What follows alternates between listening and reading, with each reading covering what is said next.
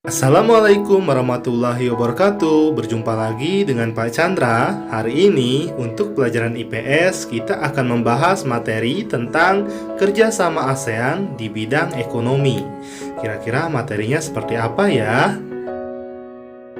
Kerjasama di bidang ekonomi itu bertujuan untuk menghilangkan hambatan-hambatan ekonomi dengan cara saling membuka perekonomian negara-negara anggota dalam menciptakan integrasi ekonomi kawasan.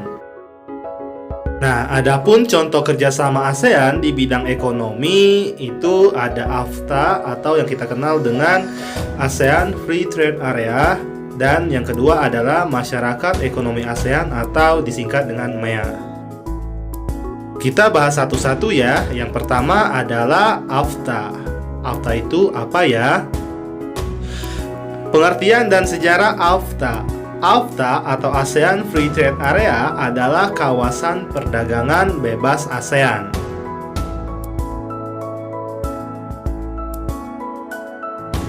AFTA itu disepakati pada tanggal 28 Januari 1992 di Singapura.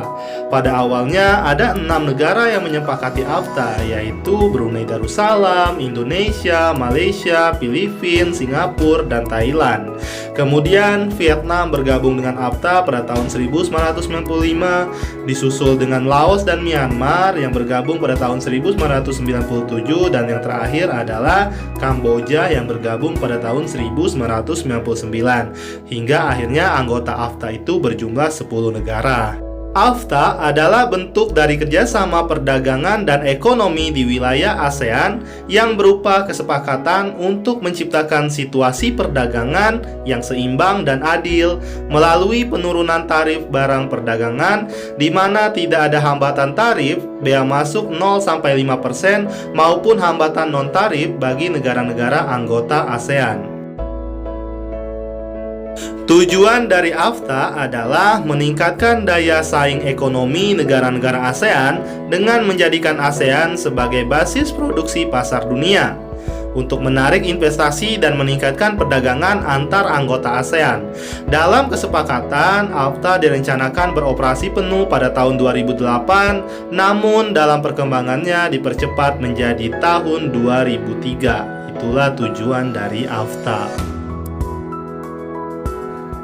Selanjutnya, beberapa kerjasama ekonomi ASEAN di berbagai sektor itu banyak sekali. Bisa kalian lihat, ada di sektor komoditi, pertanian, energi, usaha, dan sebagainya. Bisa dilihat sendiri ya, dan mohon untuk dibaca.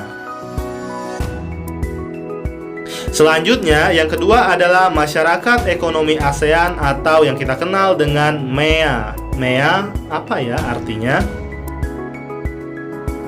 Masyarakat Ekonomi ASEAN atau MEA itu memiliki nama lain, yaitu AEC atau ASEAN Economic Community. Nah, MEA dan AEC ini sama saja ya.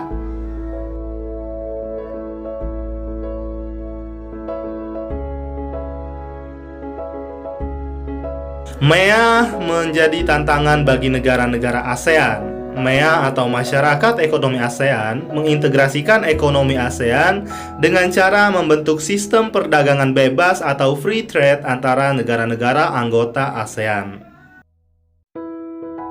Kemudian, perlu kalian ketahui bahwa pembentukan MEA itu berlandaskan 4 pilar.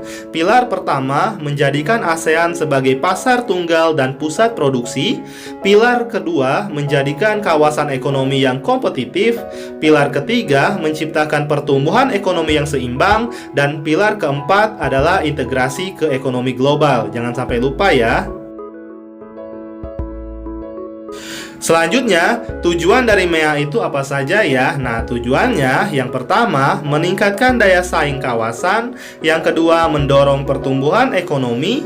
Yang ketiga, menekan angka kemiskinan. Dan yang keempat, meningkatkan standar hidup masyarakat ASEAN. Kemudian, dampak positif dan dampak negatif dari MEA terhadap Indonesia itu apa saja ya? Nah, kita perhatikan. Dampak positifnya, Peningkatan kapasitas ekspor produksi lokal ke mancanegara dan meningkatkan devisa negara. Yang kedua, mempermudah investor untuk menjalankan investasinya di Indonesia. Dan yang ketiga, mendorong masyarakat untuk meningkatkan kualitas keterampilan pribadi dan berpikir terbuka. Itulah dampak positif dari MEA bagi Indonesia.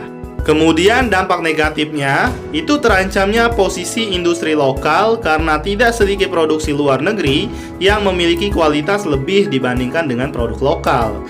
Yang kedua, adanya eksploitasi sumber daya alam dan sumber daya manusia di Indonesia.